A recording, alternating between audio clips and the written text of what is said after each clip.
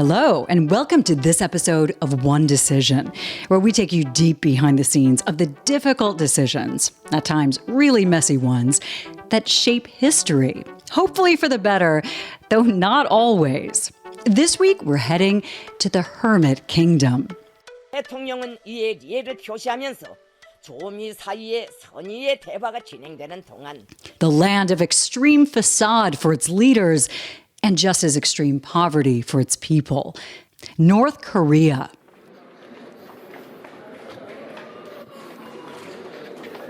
Our subject today is a man named Bob Gallucci, someone I have immense respect for. He's one of those people who spent a career at the State Department and did so much for his country, the vast majority of it entirely behind the scenes, working day in, day out on things like preventing nuclear war and stuff. But even more than that, he is one of the very few humans on this planet who not only negotiated hardcore head-to-head with North Korea, he actually got them to agree to something quite big. We'll let him tell it all in his words.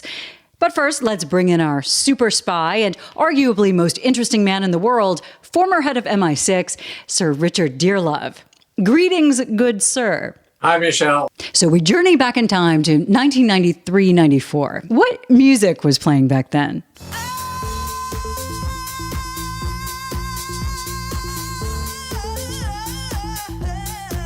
Ah, good one. I feel it.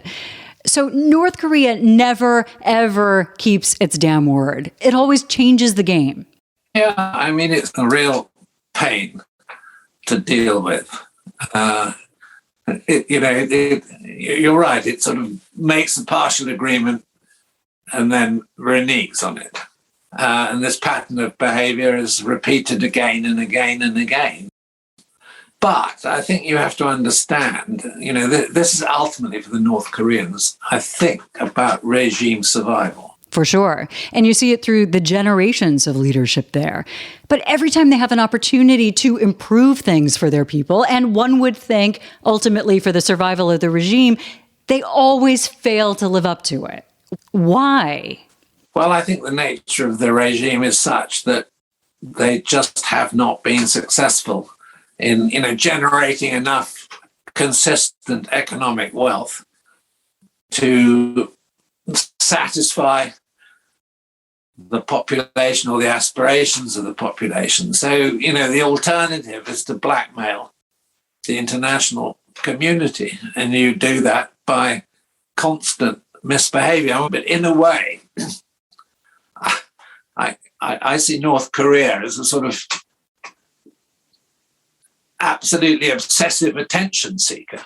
They want to make absolutely sure we know that they're there and they're going to cause us a problem, and they're going to use that as leverage over and over and over again. Now, you yourself have dealt directly with the North Koreans, and right around the same time as Bob Gallucci's decision. So you probably do not envy the position he was in. Or maybe you do. No, I wouldn't. I think I couldn't envy him for that. I negotiated with the North Koreans in Switzerland. At the end of this rather bizarre negotiation, they were incredibly worried and looking at me. And one of them ventured and said, Mr. Dearlove, we're terribly worried you're going bald. Oh, what the hell? Now, in North Korea, it's a catastrophe to be bald. I don't know whether you knew this. Absolutely catastrophe. So they presented me with this ginseng lotion, which costs, like 500 quid a bottle to rub on my head. Gosh. as a present for negotiating with them.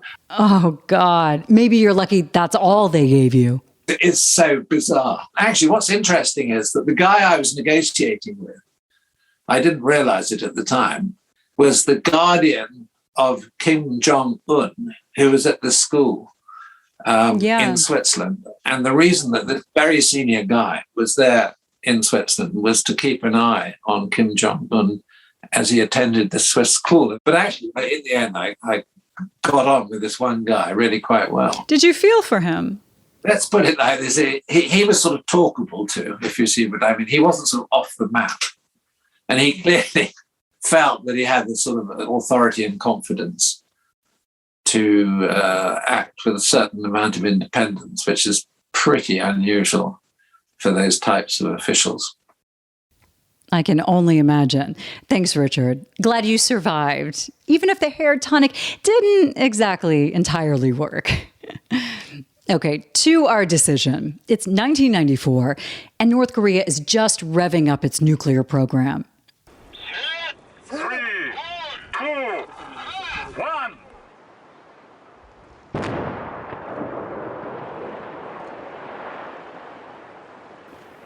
They have 2 new reactors under construction and a smaller one, Yongbyon, already operational. North Korea, under the leadership of Kim Jong-un's father, Kim Il-sung, had been talking to the U.S., seeming to stay on that path, but then all of a sudden stopped complying and started concealing. Same old story by now. But at the time, tensions were on a knife's edge. Then U.S. President Bill Clinton was ready to broaden economic sanctions on North Korea, which North Korea had already signaled that it would view as an act of war.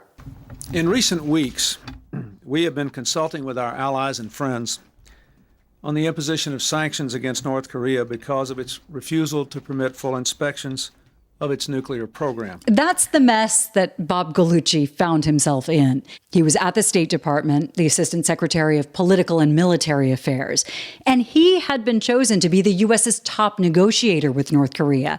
So having been in meetings with them since 1991, trying to get them to disarm, he knew how bad the situation currently was. Okay, Bob, set the scene for us. What do we know about North Korea? Dangerous, perhaps crazy, hermit kingdom. So we want to make sure that at the time we had the possibility of stopping this country before it got nuclear weapons. North Koreans now probably have 50, 100 nuclear weapons. They didn't have any then. So the idea was keep the negotiations going. Well, something funny happens. The North Koreans tell us when we're about to go back for negotiations that they're going to, it's called, take the fuel out of the reactor. Now, that might sound like a good thing, but as is generally the case with North Korea, there was a twist. Taking the fuel out of a reactor is also what you do if you want to separate that plutonium and build yourself a nuclear bomb. The International Atomic Energy Agency, the IAEA, wanted to carefully oversee all of this to make sure that North Korea kept those fuel rods catalogable and do inspections. That's where everything broke down. The North Koreans, not happening. Soon as they said that, and they jumbled up fuel baskets, and the Director General goes and says, irretrievable damage done to safeguards by the North Koreans. The president says essentially, well, we can't go back to negotiations like nothing happened. We are going to go seek sanctions. The North Koreans essentially say, what? And they say sanctions means war. The U.S. hears war and starts preparing on the Korean peninsula, plans for Apache attack helicopters and more. Something called counter-battery radar, so we can fire for effect in the first round at dug-in North Korean artillery. All right, and North Koreans are going to not like that. And third, we're going to start putting in sexy ground stuff like Bradley fighting vehicles, and we're going to increase our troop presence. Well, as soon as we start doing all this, the North Koreans are going to respond with their own readiness, and we are going to be on the escalator that the Secretary of Defense described as guns of August all over again. Here's World War I, how it started, like same process. It felt very much on the brink. After years of trying to forge some agreement, it all just seemed to blow up in an instant. Who were you negotiating with? How did it work? I mean, the guy that North Koreans picked was the principal deputy foreign minister. Senior guy.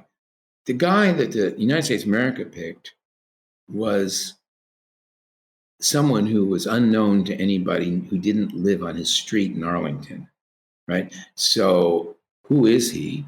Is he an Asianist? No, we didn't want to give the North Koreans that. We wanted to give the North Koreans kind of an insult. I was the insult, kind of. I love it. I love it. You have somebody nobody knows. I have to tell you, the first meeting we had in '93 was at the U.S. mission to the UN. We sat there, and in come 12, 14 North Koreans with ill-fitting suits. On our side, I've got this interagency team, 14 or 15 guys from defense and state, NSC, the intelligence community, all these people. And they all sit down in their Eastern European suits made by tailors with blindfolds. And they are all got these little pins with pictures of Kim Il-sung. I have to tell you, not one of us had a pin with a picture of Bill Clinton on it. No, the whole thing was very surreal. It was strange, very strange. What period of time are we talking about? We started in around June of, actually May of 1993, and we initially met at USUN, and then we moved to Geneva. Got it. We went through 1993 into 1994. In 1994, it was up and down. Negotiators are on, they're off. And then this thing happens with the fueling. And all of a sudden, instead of negotiations, it looks like it's going to be war. Gosh. What did you feel at this point? We have, as you know, U.S. forces deployed under a force commander. He said, we're thinking the balloon's going to go up and we are going to go to war. And, you can't have a small military engagement with the North Koreans. It's going to be a messy ground war, just like the first Korean War was. We're talking, 1 million and a trillion, a million casualties, and 1 trillion is what the bill is going to be when you're done. How often were you speaking to the North Korean side on this? Was it like several times a day or every day? It was never every day. We would meet for 10 days on and off in Geneva. Then we'd break and go home. And then we'd come back and do some more. When your people were saying, we're ready for war, did it also feel like that in the room, staring at each other across the table? I think we got it. I think both sides got it. This must have been awful. I can tell you super weird stories. I mean, there was one that I've always liked. I'm saying, look, your agreement to language, to direct bilateral contacts with the South Koreans. They're our ally. It's called North-South Dialogue. Kang Suk-ju, who's not a big guy, he's a little guy, has an interpreter who's even littler. So they're the two opposite me. And Kang Suk-ju slams the table and starts screaming at me. And his interpreter, after he's finished, slams the table and starts screaming in English. So I now know what he's screaming about. You will never use the phrase North-South dialogue again, as long as we are negotiating. It is unacceptable. It's an insult to us and to our history and blah, blah, blah. Never again do I want to hear that phrase spoken. So as soon as he finishes, I say, so what I take from this is that you don't want to hear me say North-South dialogue anymore. Is that right? Because you don't like North-South dialogue. Whereas we think North. So I say North-South dialogue about 9,000 times. My interpreter, who's got to go next, he says, I can't do this. You can't do this to him. I said, Jay, I'm the negotiator. You're the interpreter. Interpret. Keep it clear. Exactly what I said. Oh, man. So he starts saying this, and you could see smoke coming out of their ears while he's interpreting. And then all the guys on their side, 12 guys, slam their briefing book closed, right? And they all stand up. And my guys start closing their briefing books. And I say, no, don't anybody move. Just sit there, open a bottle of water, start drinking, sit back, relax. They're not going anywhere. We're in their mission. What's he going to do? He's going to walk out and leave us here? So after a few minutes, they sit down again. They open their briefing book, and we go back to negotiations. Show. A lot of this is show. By the way, you spent so much time with their negotiators. Did you ever feel like you got to know them at all? I thought I got to know Kang Suk-ju a bit. The vice foreign minister. I thought he was a smart guy.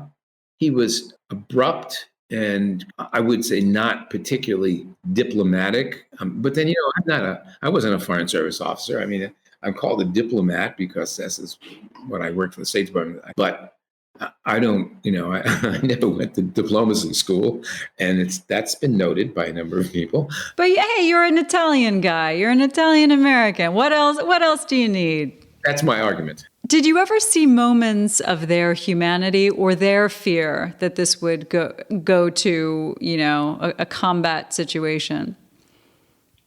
I thought we both understood, he and I, that we needed to succeed. And neither of us, I think, would have bet our own money that we were going to succeed. But we both saw the stakes the same way. What was at stake at this point? There's a phrase I like, and the phrase is the Second Korean War. Grueling, awful, traditional conventional war on the ground. But things turn even weirder and messier still. Former President Jimmy Carter decides he is going to go to North Korea and try to sort all this out on his own, which puts the White House in a very odd position. They didn't like the image of Jimmy Carter negotiating for us. And they didn't like the image of us saying that we can't have the peacemaker go to North Korea. And instead, we got to pick going to war. They were kind of caught. Their way of slicing the salami, as Bob puts it, was to let Jimmy Carter go on that trip. But first, he would have to be briefed by Bob and his team. The former president did not exactly relish being schooled on how to handle North Korea. He said, well, then, why should I believe anything you have to say? I'll tell you when I get back what it's like. And we all were thinking the same thing. No. How worried were you that his trip was going to somehow screw things up even more? All of us were worried about that. It goes as bizarrely as you might expect. Jimmy Carter comes back with what he thinks is an amazing deal. Big problem, though. The main part of that deal was that North Korea had agreed to allow nuclear inspectors back into the country. Except the inspectors had never actually left. It was kind of confused. Any deal was supposed to be about denuclearization, yet no sign of that here. What's your reaction to this? I did not say, Mr. President, to Carter, you screwed up. You got a deal we didn't need. I didn't do any of that. After he told me, he said, what do you think, Bob? I said, well, Mr. President, I don't think it matters much what Bob thinks, so I'm not going to share that with you. I will debrief this to the president. Are you just like, oh, shit, like, what do we do now? At the end of my conversation with Jimmy Carter, I think I mentioned to you, he said, well, I brought CNN with me, and, I'm going to go on CNN. So when I debrief, I say, oh, and he's going on CNN, and he's going to tell everybody this. And Tony Lake leans forward. He's on the other side of Clinton along the table. He leans forward and says, Bob, you told him not to do that, right? And I said, no, he wouldn't have listened to me. And Tony said, but you tried, right? And I didn't say it. And then the president of the United States said, what did you say to him? You didn't protest? You didn't say, don't do this? And the last cruelest cut of all, the Secretary of State, who was a sweet person interpersonally, and my boss, my direct boss, said, Bob, you did tell him not to do this. Tell me you did. No, so everybody is looking at me. They're going, an idiot. We've got an idiot who's our negotiator. And then somebody says, he's going on CNN. Let's go watch it. So everybody gets up in the cabinet room and goes next door where there's a TV. He's given me assurance that as long as this good faith effort is going on between the United States and North Korea, that the inspectors will stay on site and the surveillance equipment will not be interrupted.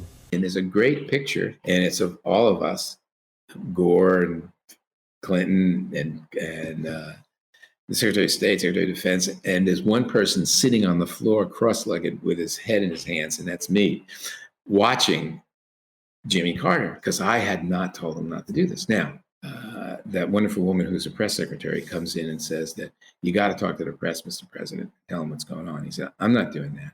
I'll go in and introduce Bob. So he grabs my arm, and we go into the White House press room, And he holds me aside and he says, Bob's going to tell you what's going on. And then he 2 hands on my shoulders, puts me in front of the microphone and walks out. And the press corps is, I mean, you know your colleagues, they are screaming. Did they get the joke here? Like, did they realize that this Carter thing is not what you were looking for? Trust me, when I say this, you'll recognize nobody among the press that I could see. They're all screaming, waving their arms. Nobody cares about war and peace. What their interest, the story here is Jimmy Carter mad at Bill Clinton?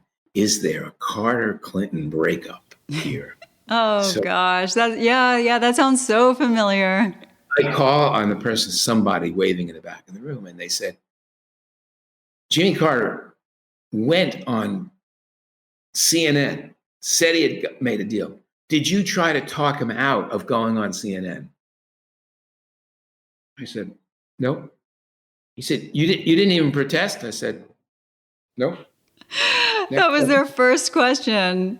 The first question. That's all they cared about. I bet one of your guys told their pal in the press corps to ask that question. I mean, the air went out of the room. I walked out, and Tony Lake was sitting on a desk outside the briefing room. And as I walked by, he said, you know, Bob, you are a lucky son of a bitch. And I said, well, I told the truth. So it kind of all worked out, but the politics was awful, kind of. So Bob, lead negotiator with North Korea, now has to make a big decision with potentially enormous implications. What the hell to do about this? Accept a deal that essentially does nothing for the current nuclear situation? Or go and tell North Korea that suddenly the U.S. is now raising the bar on what they need to do? In the next episode, we will tell you what Bob does and says, how it all goes down, and how he feels about it now. When he found out that the message we sent back to the North Koreans was not, yep, we'll see you in Geneva. It was, if you give us through diplomatic channels, not through Jimmy Carter, but through diplomatic channels, that you will agree you're not going to produce any more plutonium in that reactor as long as we're negotiating, we'll go back to the negotiating table with you. He was pissed. Thanks for joining us on this episode of One Decision. I'm Michelle Kosinski. Subscribe to us wherever you find your podcasts to delve into the minds of those playing for high stakes and whose decisions can shape our world and our lives in it.